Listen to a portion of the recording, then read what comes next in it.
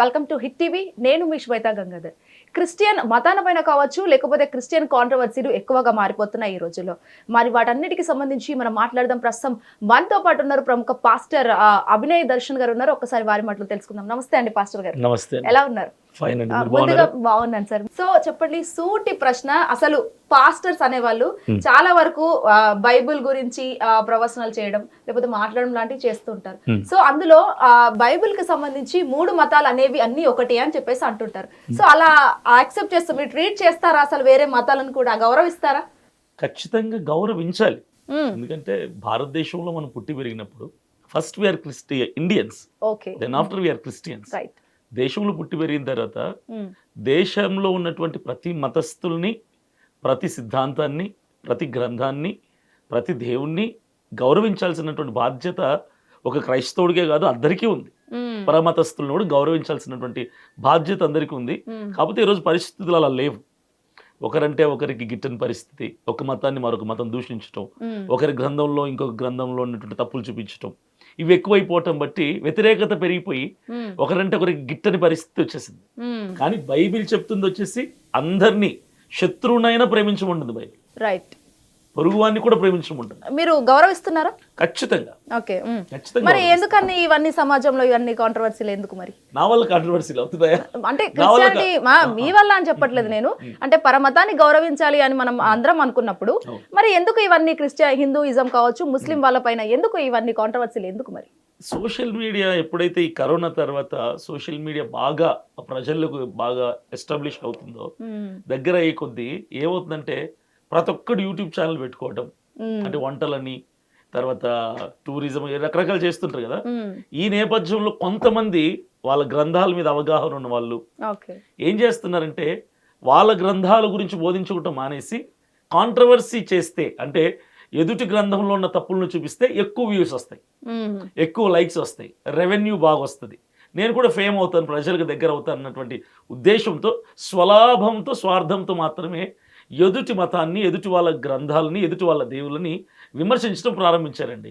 ఇది కేవలం YouTube revenue కోసం, వాళ్ళు ఫేమ్ కోసం మాత్రమే ఇది చేస్తున్నారు. దానివలన దేశంలో చాలా డ్యామేజ్ జరుగుతుంది. అంటే మీరు ఇక్కడే ఏదైతే దీనికి సంబంధించి అన్నారు, అంటే ఫేమ్ కోసం మాట్లాడారు అని చెప్పేసి అంటున్నారు. మరి ఎందుకని ఇంకా మీరు రియాక్ట్ అవ్వట్లేదు? వాళ్ళు చేసే వీడియోలో కావచ్చు, అవన్నిటికీ, ఆ వైఖరికి మీరు ఎందుకు రియాక్ట్ అవ్వట్లేదు? రియాక్ట్ అయ్యాం. రియాక్ట్ అవ్వటం కాదు, రియాక్ట్ అవుతూనే ఉన్నాం. Continuously we have been reacting. కాకపోతే కుక్క తోక వంకర అన్నట్టుగా దానికి ఎంత దెబ్బలు వేసి కట్టినా ఆ కుక్క తోక ఎప్పటికీ వంకరగానే ఉంటుంది, సంవత్సరం కట్టినా కూడా. అలాగా వాళ్ళ బుద్ధి, ఎవరైతే ఇప్పుడు క్రిస్టియన్స్ గ్రంథాల గురించి తక్కువ చేసి మాట్లాడుతున్నారో, ఎవరైతే హైందవ గ్రంథాల గురించి తక్కువ చేసి మాట్లాడే క్రిస్టియన్స్ ఉన్నారో, వీళ్ళ బుద్ధి మారదు. అది వాళ్ళ నైజం. వాళ్ళు దాన్ని విడిచిపెట్టుకోరు. ఎందుకంటే డబ్బు పోద్ది కదా, ఇన్కమ్ ఉండదు ఇక. ఇప్పుడు కొంతమంది హిందువుల్లో కొందరు ఉన్నారండి, లీడర్లుగా, హిందూ పెద్దలుగా పిలువబడుతున్న వాళ్ళు కొందరు ఉన్నారు. వీళ్ళు నిత్యం ఈ 24 గంటలు క్రైస్తవుల గ్రంథాలు ఏమున్నాయి, ఆ దేవుడు ఏం చేశాడు, అందులో ఏం తప్పులు ఉన్నాయి, ఇది మాట్లాడుతూ ఉంటారు. మా క్రైస్తవులు కూడా కొందరు ఉన్నారు, హిందూ గ్రంథాల గురించి, హిందూ దేవుళ్ళ గురించి వాళ్ళ విశ్వాసాలను తక్కువ చేసి అది తప్పు ఇది తప్పు అని చెప్పి వాళ్ళు మా వాళ్ళలో ఉన్నారు. కాబట్టి ఈ ఇద్దరి వలన కూడా టోటల్ ఇటు హిందువుల మీద, ఇటు క్రైస్తవుల మీద చాలా ప్రభావం చూపిస్తుంది. అందరు ప్రజలకు నష్టం కలుగుతుంది. ఏ విధంగా చూపిస్తుంది అనుకుంటున్నారు? ఈరోజు క్రైస్తవుడికి కనీసం అద్దెకిల్లు దొరకట్లా. హిందువుల ఓన్ హౌసెస్ ఏవైతే ఉన్నాయో రెంట్కి అడుగుతుంటే మీరు క్రిస్టియన్స్ అయితే మేము ఇవ్వం అంటున్నారు. ఎందుకు? ఏ అంటే మీరు మా దేవుని తిట్టారు, మీ పాస్టర్లు మా దేవుని తిట్టారు. ఈడు తిట్టలా, ఇంటి కోసం వెళ్ళినోడు తిట్టడు పాపం. వీడు ఒక క్రైస్తవుడు తప్ప ఏ ఛానల్లో మాట్లాడు, వీడికి అసలు యూట్యూబ్ ఛానలే ఉండదు. కానీ మీ పాస్టర్లు, మీ క్రైస్తవులు మా దేవుని తిట్టారు, మీ క్రైస్తవులు మా మతాన్ని తిట్టారని చెప్పి ఈయన అంటారు. ఇతను తప్ప ఏది లేకపోయినా ఇంపాక్ట్ ఎఫెక్ట్ ఇక్కడ పడుతుంది. ఇది చాలా నేను కూడా ఫేస్ చేశానండి. కాబట్టి నేనేమంటానంటే భారతదేశంలో పుట్టి పెరిగిన తర్వాత హిందూ, క్రిస్టియన్, ముస్లిం అని కాకుండా, మనిషికి మతాన్ని అంటించకుండా, మనిషిని కులంతో కాకుండా, మనిషిని మానవత్వ విలువలతో చూద్దాం అంటున్నారు. అంటే తిట్టారు ఇల్లు ఇవ్వట్లేదు అని చెప్పేసి అంటున్నారు. మరి వాళ్ళు అట్టిగా వాళ్ళకు రూమర్ క్రియేట్ చేయాల్సిన అవసరం ఏముందండి? వట్టిగా లేదు కదా. ఇప్పుడు నేనేమంటానంటే అండి, వట్టిగా నిజమా పక్కన పెడితే, ఇప్పుడు మా గ్రంథం బైబిల్, అవును, ముస్లిం వాళ్ళది ఖురాన్, హిందువులకి భగవద్గీత ఉంటుంది, రామాయణం ఉంటుంది. ఒక కుంటోడు ఉన్నాడు అనుకోండి, కాళ్ళు లేనోడు ఉంటే వాడు కుంటోడే, అవిటి వాడే, వికలాంగుడే. అరే కుంటోడా అంటే వాడు నవ్వుతూ పలుకుతాడా? కోపం వస్తుందా? కోపమే వస్తుంది. ఇప్పుడు ఎవరి గ్రంథాల్లో ఏముందన్నది ఆ గ్రంథం చదివే వాడికి అర్థమవుతుంది. ఇప్పుడు నా బైబిల్ నేను చదువుతానండి, నాకు తప్పులు ఏం కనిపించవు, ఎందుకంటే నేను దాన్ని బిలీవ్ చేశా. అది చదవటానికంటే ముందు ఆ గ్రంథం నేను ట్రస్ట్ చేశాను, అందులో ఉన్నది మంచి అని నమ్మాను. ఈ మనసుతో చదివేవాడికి తప్పులు కనిపించవు. ఎదుటోడు ఎవరైతే హిందూ పెద్దలుగా ఉంటున్నారో వాళ్ళు బైబిల్లో తప్పులు ఏమున్నాయా అని వెతకడం మొదలు పెడుతున్నారు. వాళ్ళకు పూర్తిగా అర్థం కాదు. అర్థం కాకపోవడం వలన ఇందులో తప్పులు ఉన్నాయని ఎత్తి చూపిస్తున్నారు. అలాగే మా క్రైస్తవులు కూడా కొందరు భగవద్గీతలు అవి ఉన్నాయి, రామాయణములు ఈ తప్పులు ఉన్నాయని చెప్పి ఎందుకు తప్పులు చూపించుకోవాలి? ఎవరి గ్రంథాన్ని వాళ్ళు గౌరవించుకుంటే సరిపోద్ది కదా. నా గ్రంథాన్ని నేను నమ్ముతాను, అట్ ద సేమ్ టైం పరమతస్థుల గ్రంథాలని గౌరవించాలి. నేను భక్తి చేయక్కర్లా, గౌరవిస్తే చాలు, విమర్శించకుండా ఉంటే చాలు. ఇది మనం కంట్రోల్ చేయగలిగితే దాదాపుగా దేశంలో గొడవలు తగ్గిపోతాయి. ఓకే, అంటే నాకు తెలియక అడుగుతానండి, బైబిల్ కి సంబంధించి మీరు ట్రస్ట్ చేస్తారు, చదువుతూనే ఉంటారు, సో తప్పులు అనేవి ఉంటావా బైబిల్లో? ఉండవు. ఎందుకుంటాయి? ఉండవు కదా. ఇప్పుడు మేము నమ్మేది ఏంటంటే సాక్షాత్తు దేవుడే, పరిశుద్ధాత్మ దేవుడే భక్తుల ద్వారా రాయించినటువంటి గ్రంథం బైబిల్. బైబిల్లో అంటే ఇప్పుడు మతోన్మాదులు, క్రీస్తు విరోధులు, క్రైస్తవులు అంటే గిట్టని వాళ్ళు కొందరు ఎవరైతే ఉన్నారో వాళ్ళ పేర్లు నేను చెప్పను, వాళ్ళు చేస్తుంది ఏంటంటే బైబిల్లో దావీదు ఉన్నాడు, డేవిడ్ అని ఆయన ఉన్నాడు, ఆయన పలానా తప్పు చేశాడు, లోత్ అనే వ్యక్తి ఉన్నాడు, ఆయన కూతుర్లతో తప్పు చేశాడు, ఇవి చెప్తూ ఉంటారు. నేనేమంటానంటే వీళ్ళు మనుషులు, దేవుళ్ళు కాదు కదా.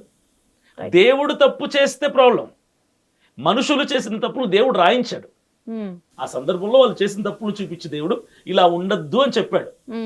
ఇప్పుడు బైబిల్ బూత్ పుస్తకం ఎలా అవుద్ది, తప్పు పుస్తకం ఎలా అవుద్ది? మనుషులు చేసిన తప్పులు దేవుడు రాయించాడు, అరే ఇలా ఉండద్దు రవి అని చెప్పాడు. ఇప్పుడు న్యూస్ పేపర్ ఉంటుందండి, న్యూస్ పేపర్లో రేపులు రాస్తారు, యాక్సిడెంట్లు రాస్తారు, సూసైడ్లు రాస్తారు, స్మగ్లింగ్ చేసినవి రాస్తారు. న్యూస్ పేపర్ చెడ్డదా? అందులో మంచి చేయడాన్ని రాస్తారు, తప్పు చేసిన వాళ్ళు రాస్తారు. అంటే ఇప్పుడు ఎవరో అత్యాచారం చేశాడు, ఇది చదివినోడు అత్యాచారం చేయమని అర్థమా? ఎవడో స్మగ్లింగ్ చేసేది ఉంటుంది న్యూస్లో, అంటే స్మగ్లింగ్ చేయమని అర్థమా? అలాగే బైబిల్లో కూడా వాళ్ళు చేసినవి రాస్తాడు దేవుడు, ఇలా ఉండొద్దు, చెడుని రాసి ఇలా ఉండొద్దు అన్నాడు, మంచిని రాసి ఇలా ఉండండి అన్నాడు. కానీ ఎక్కడ దేవుడు తప్పు చేయలేదు మా పరిశుద్ధ బైబిల్ గ్రంథంలో. మనుషులు చేసిన తప్పును చూపించి మీ బైబిల్ తప్పు, మీ బైబిల్ తప్పు అనడం కరెక్ట్ కాదు, సబబు కాదు. అంటే అలాంటి సిచ్యువేషన్ లో మీరు ఫేస్ చేశారంటున్నారు, మీకు ఏమనిపిస్తుంది? ముఖ్యంగా ఖచ్చితంగా కోపమే వస్తుంది, ఎందుకంటే నా విశ్వాస గ్రంథం కదా, నేను ఇష్టపడే గ్రంథం, నా బ్రతుకుని మార్చిన గ్రంథం. నేను ఒకప్పుడు డ్రగ్ అడిక్ట్ని, నేను ఒకప్పుడు సినిమా హీరోగా ఉన్నాను, నా లైఫ్ని చేంజ్ చేసింది బైబిల్. ఇప్పుడు ప్రాబ్లం వల్ల ఎక్కడ వస్తుందంటే అండి, మతాన్ని మారుస్తున్నారంటారు వీళ్ళు, మతాన్ని మార్చొద్దు, మత ప్రచారాలు చేయొద్దు అంటారు. బెస్ట్ ఎగ్జాంపుల్ నేనే. ఈరోజు నేను క్రిస్టియన్గా ఉన్నా, అవినయ్ దర్శన్ నేను క్రిస్టియన్గా ఉన్నా. బైబిల్ నన్ను ఏం చేసింది అంటే నా బ్రతుకును మార్చింది. ఒకప్పుడు అమ్మాయిలతో తిరిగేవాడిని, డ్రగ్ అడిక్ట్గా ఉండేవాడిని, డబ్బులన్నీ జలసాలకి విలాసాలకు ఖర్చు పెట్టేవాడిని, కుటుంబాన్ని వదిలేసి తిరిగేవాడిని రోడ్ల మీద. ఇలా ఉన్న నన్ను ఒక మనిషిగా మార్చి ఒక విలువను తెచ్చింది నాకు బైబిల్. ఇప్పుడు నా మతం మారిందంటారా, బ్రతుకు మారిందంటారా? నాలాంటి వాళ్ళు కొన్ని లక్షల మంది మారారు. తిరుగుబోతు భర్త మారాడు, తాగుబోతు భర్త మారాడు, సూసైడ్ చేసుకునేవాడు మారాడు, వ్యభిచారం చేసేవాడు మారాడు. ఇవన్నిటి కూడా బైబిలే చేంజ్ చేసింది అంటారా? ఎగ్జాక్ట్లీ. అంటే ఎట్లా, అది ఎలా బిలీవ్ చేయొచ్చు అంటే బైబిల్లో ఉన్నటువంటి మాటలు చదివితే అండి, మనసు పెట్టి చదివితే సాక్షాత్తు దేవుడే మనతో మాట్లాడుతున్నట్టు అనిపిస్తుంది, ఒక ఫ్రెండ్ మాట్లాడుతున్నట్టు అనిపిస్తుంది. మన బెస్ట్ ఫ్రెండ్ మన పక్కన కూర్చొని మనకు ఒక లైఫ్ స్టైల్, ఒక మంచి లైఫ్ స్టైల్ని చూపిస్తే ఎలా ఉంటుంది అలా ఉంటుంది. అదే అంటున్నా, మనసు పెట్టి చదవటం వేరు, తప్పుల్ని వెతకడానికి చదవటం వేరు. అది చూసే దృష్టిని బట్టి ఉంటుంది. సో అది మతం మారటం కాదు, బ్రతుకుని మార్చుకోవటం అంతే. Okay, right. అంటే ఇదన్నీ బైబిల్ని కాసేపు పక్కన పెట్టేద్దాం మనం, అంటే ఇక్కడ దాకే. సో దీనికి సంబంధించి కూడా ఏదైతే సుప్రీంకోర్టు మొన్న కొన్ని స్టేట్మెంట్స్ పాస్ చేయడం జరిగింది. సో ఆ రిజర్వేషన్ మీ చదువుల పట్ల కావచ్చు, జాబ్ పట్ల కావచ్చు, చాలా వరకు మీకు అది మైనస్ పాయింట్ అని కూడా చెప్పొచ్చు. ఎలా చూస్తున్నారు అసలు దాన్ని? ఖచ్చితంగా కుల వివక్ష ఇప్పటి వరకు మనుషుల్లోనే ఉంది అనుకున్నాము, కానీ ప్రభుత్వం కూడా, సుప్రీంకోర్టు ఒక తల్లి స్థానంలో ఉన్నటువంటి న్యాయస్థానం కూడా ఈరోజు కుల వివక్షను చూపిస్తుంది అని నిరూపణ అయింది. అదేంటండి రాజ్యాంగంలో అది రాసింది కదా రూల్. అదే నేను చెప్తాను, కుల వివక్ష ఎందుకంటే నేను అదే చెప్తున్నాను. అదే చాలా మంది పొరపాటు పడుతుంది ఇక్కడే. రాజ్యాంగంలో రాసలేదు. 1950లో జనవరి 26వ తారీఖున గణతంత్ర దినోత్సవం చేసుకుంటాం, రిపబ్లిక్ డే చేస్తాం. అంటే ఎందుకు వచ్చింది అది అంటే రాజ్యాంగం, ఇండియన్ కాన్స్టిట్యూషన్, భారత రాజ్యాంగం అమల్లోకి వచ్చినటువంటి రోజు. ఇండియన్ కాన్స్టిట్యూషన్ అమల్లోకి వచ్చింది 1950 జనవరి 26వ తారీఖున.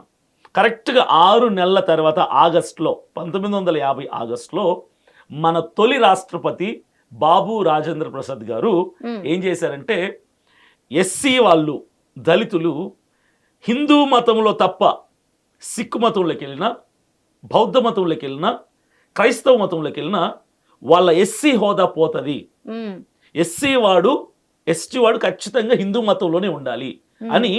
ఇది రాజ్యాంగంలో ఉన్న ఆర్టికల్ కాదండి, ఇది ప్రెసిడెన్షియల్ ఆర్డర్. ఇది ప్రెసిడెన్షియల్ ఆర్డర్, ఇది రాజ్యాంగంలో ఆర్టికల్ కాదు. అంబేద్కర్ గారు తీసుకొచ్చినటువంటి ఆర్టికల్ కాదు ఇది. ఇది బాబు రాజేంద్ర ప్రసాద్ గారు తీసుకొచ్చినటువంటి ఒక ప్రెసిడెన్షియల్ ఆర్డర్. ఇది చాలా మందికి తెలియక ఏమంటే రాజ్యాంగంలో అంబేద్కర్ గారు రాశారు కదా అంటారు. అంబేద్కర్ గారు రాయలా అంటే సుప్రీంకోర్టుకు తెలీదా ఏంటి? ఇది అంబేద్కర్ గారు అదే చెప్తున్నాను ఇప్పుడు, అదే అంటున్నా. అంబేద్కర్ గారు రాసినటువంటి రాజ్యాంగంలో ఆర్టికల్ 25లో మత స్వేచ్ఛ హక్కు ఉంది, ఇప్పటికీ ఉంది. మీకు చేతనైతే ఇప్పటికే రాజ్యాంగం చాలాసార్లు సవరించారు, చాలాసార్లు సవరణలు జరిగి కరెక్షన్స్ చేశారు, లేని పాయింట్స్ పెట్టారు, ఉన్న పాయింట్స్ని తీసేశారు, ఆర్టికల్స్ని యాడ్ చేశారు, మైనస్ చేశారు. మీకు చేతనైతే ఆర్టికల్ తీసేయండి, ఆర్టికల్ 25 అనేది తీసేసేయండి, అప్పుడు మేము పోట్లాడు. ఇప్పుడు ఆర్టికల్ 25 ఉంది రాజ్యాంగంలో, మీరేమో రాజ్యాంగంలో ఆర్టికల్కి వ్యతిరేకంగా ఇచ్చారు తీర్పు సుప్రీంకోర్టు వాళ్ళు. ఇప్పుడు ఎస్సీ వాడు క్రైస్తవ మతం లేకపోతే బీసీసీ మారిపోద్దని చెప్పాడు. ఇప్పుడు నేను ఎస్సీ అండి, బేసికల్ నేను ఎస్సీ, నేను ఒక క్రైస్తవుడిని. అంటే ఇప్పుడు నన్ను బలవంతంగా మీరు కులాన్ని మారుస్తారా? మతంకి కులానికి డిఫరెన్స్ ఏంటంటే మతం అన్నది ఒక ఆత్మకు సంబంధించింది, విశ్వాసానికి సంబంధించింది, సిద్ధాంతాలకు సంబంధించింది, పద్ధతులకు సంబంధించింది, ఆచారాలకు సంబంధించింది. ఇప్పుడు నేను మతం మార్చుకుంటున్నా అంటే నా సిద్ధాంతాలు, విశ్వాసము, దేవుడు, గ్రంథం మార్చుకుంటున్నా. కులం ఎలా మారిద్ది? ఎందుకు మారిద్ది కులం నేను ఎన్నుకుంటూ వచ్చిందా? నాకు ఎస్సీ కావాలి, బీసీ కావాలి అనుకుంటూ వచ్చిందా కులం? మా తల్లి కడుపులోంచి నేను బయటకు వచ్చినప్పుడే వాళ్ళ కులం నాకు వచ్చింది. మా నాన్న కులం ఏదైతే ఆ కులం నాకు వచ్చింది, నేను అడగల. నాకు ఆ కులం కావాలి అని లేదు, వద్దు అని అనలేదు. నా తండ్రి నుంచి నేను బయటకు వచ్చినప్పుడు వచ్చింది కులం నాతో. అంటే హిందువులకు రాలేదా? అందరికీ వచ్చింది. నేను అదే అంటున్నాను. ఎస్సీ, ఇక్కడ ఎస్సీ అనేవాడు హిందువుల్లో ఉంటే మారదట, సిక్కుల్లో ఉంటే మారదట, బౌద్ధంలో ఉంటే మారదట, క్రైస్తవులు లేకపోతే మాత్రం మారిపోతారు. ఎందుకంటే క్రైస్తవులు అందరూ ఒకటే మతానికి చెందినవారు కదా, ఎట్లా మరి మీరు కూడా చెప్పండి. క్రైస్తవ్యం మతం కాదండి, బేసికల్లీ అదొక వే, అదొక మార్గం. క్రైస్తవ్యం ఒక మార్గం, అదొక living style, living life style, బ్రతుకే విధానాన్ని చూపించేటువంటి మార్గం. ఇప్పుడే కదండి ఆత్మ గౌరవం అని చెప్పేసి మీరే అన్నారు, మళ్ళీ మతం కాదని మళ్ళీ ఎలా అంటారండి? ఆత్మకు సంబంధించింది మతం. అంటే మీరు క్రైస్తవ మతం అంటారు కూడా, అదే పంధాలో మాట్లాడుతున్నాను నేను. ఇప్పుడు సిక్కు మతంలోకి పోతే కూడా బీసీసీగా మార్చాలంటారు. ఫస్ట్ 1950 ఆగస్టులో బాబు రాజేంద్ర ప్రసాద్ గారు తీసుకొచ్చింది ఇదే. హిందువుల్లో నుంచి ఎస్సీ వాడు సిక్కుల్లో పోయినా కులం మారిపోవాలి, బౌద్ధ మతంలోకి పోయిన కులం మారిపోవాలి, క్రైస్తవ మతంలోకి కులం మారిపోవాలన్నాడు. కానీ సిక్కు మతస్థులు ఏం చేశారంటే, సిక్కు మతంలో ఉన్నటువంటి పెద్దలు ఏం చేశారంటే ధర్నాలు చేశారు, పోరాడారు, రోడ్లు ఎక్కారు. వెంటనే వాళ్ళకి ఎగ్జంప్షన్ ఇచ్చేసారు. ఇప్పుడు ఎస్సీ వాడు సిక్కు మతంలో నుంచి ఎక్కడికి పోయినా పర్లేదు, సిక్కు మతంలోకి పోయినా పర్లేదు, హిందువుల్లో నుంచి వాడు కులం మారదు. ఎందుకంటే వాళ్ళు పోట్లాడి గెలుచుకున్నారు హక్కుని. నెక్స్ట్ బౌద్ధ మతస్థులు కూడా ఏం చేశారంటే, మా మతంలోకి వస్తే హిందువుల్లో నుంచి ఎస్సీ అనేది ఎందుకు మారిద్ది అని వాళ్ళు కూడా ఫైట్ చేశారు. అప్పుడు వాళ్ళు కూడా ఎగ్జంప్షన్ ఇచ్చేశారు. ఇప్పుడు హిందువుల్లో ఉన్నటువంటి ఎస్సీలు సిక్కు మతం లేకపోయినా కులం మారదు, బౌద్ధ మతం లేకపోయినా కులం మారదు. అంటే మా క్రైస్తవులు ప్రేమామూర్తులం కదా, మేము రోడ్లు ఎక్కము, ధర్నాలు చేయము, స్ట్రైకులు చేయము, పోట్లాడం కదా. కాబట్టి మా అసమర్థతనో లేదంటే మా మంచితనం చేతకాని తనమో తెలియదు, కానీ క్రైస్తవులను ఒక్కటి పట్టుకున్నారు. ఇప్పుడు క్రైస్తవ మతం లేకపోతే ఎస్సీ బీసీ అయిపోద్దట. నేను అంటుంది ఏంటంటే, తల్లి కడుపు నుంచి వచ్చిన కులం మట్టిలోకి చేరినప్పుడే పోద్ది అంతే. అది కులం మారదు. కులం అనేది శరీరానికి సంబంధించింది. ఇప్పుడు ఎస్సీ అండి, ఎస్సీకి రిజర్వేషన్స్ ఎందుకు ఇచ్చారు? ఎస్సీ వాడే కదా, ఆ వెనుకబడతనం పోదు కదా. అంటే వీళ్ళు ఏం చేస్తున్నారంటే బలవంతంగా హిందూ మతంలో నిలబెట్టే ప్రయత్నం చేస్తున్నారు మిమ్మల్ని అంతే. ఇప్పుడు ఏం చేస్తారు చెప్పండి? ఎస్సీ వాడు ఇప్పుడు ఏం చేస్తాడు? వాడు యేసు ప్రభుని నమ్ముకోవాలనుకుంటాడు, క్రైస్తవ మతంలోనికి పోవాలనుకుంటాడు. కానీ ఏం చేస్తాడు? పాపం పేదోడు, వెనకబడినటువంటి వర్గం వీడు. రిజర్వేషన్లు పోతాయిరా బాబు, నువ్వు యేసు ప్రభు నమ్ముకుంటే, నువ్వు యేసు ప్రభు నమ్ముకొని క్రైస్తవాన్ని స్వీకరిస్తే నీకున్న ఎస్సీ హోదా పోతుందంటే వీడు మారతాడు? ఇక్కడ మారడు. వద్దులే అని ఇక్కడే ఉండిపోతాడు. అంటే బలవంతంగా బ్లాక్మెయిల్ చేసి హిందూ మతంలోనే కట్టిపడేయటం అనమాట. ఓకే, అంటే హిందూ మతం అంటే హిట్ టీవీ యాప్, ఇందులో short news, live news, entertainment shows, movies, digital magazines తో పాటు మీ జిల్లా వార్తలను కూడా ఫ్రీగా చూడొచ్చు. ఇంకెందుకు ఆలస్యం, వెంటనే హిట్ టీవీ యాప్ ని డౌన్లోడ్ చేసుకుని ఫ్రీగా ఎంటర్టైన్మెంట్ పొందండి. Hit TV app. Hit TV app. Please download hit TV app. Hit TV app ని ఫ్రీగా డౌన్లోడ్ చేసుకొని ఎంజాయ్ చేయండి. మీకు నచ్చిన ఎంటర్టైన్మెంట్ కోసం హిట్ టీవీ యాప్ ని ఫ్రీగా డౌన్లోడ్ చేసుకొని ఎంజాయ్ చేయండి. హిట్ టీవీ యాప్ ని డౌన్లోడ్ చేసుకుని ఆస్వాదించండి, ఆశీర్వదించండి. ఇంతమంది సెలబ్రిటీలు హిట్ టీవీ యాప్ ని డౌన్లోడ్ చేసుకోండి అని చెప్తున్నారంటే ఎంత మంచి యాప్ ఆలోచించండి. అమెరికా అమెరికా అమెరికా అమెరికాలో చదవాలనుకునే వాళ్ళకి విశ్వసనీయమైన పేరు మన శౌర్య కన్సల్టెన్సీ. UK లో 1 year masters. UK లో 1 year masters. 2 years work permit up to 5 years visa. Contact Saurya Consultancy. Contact 89851 89851.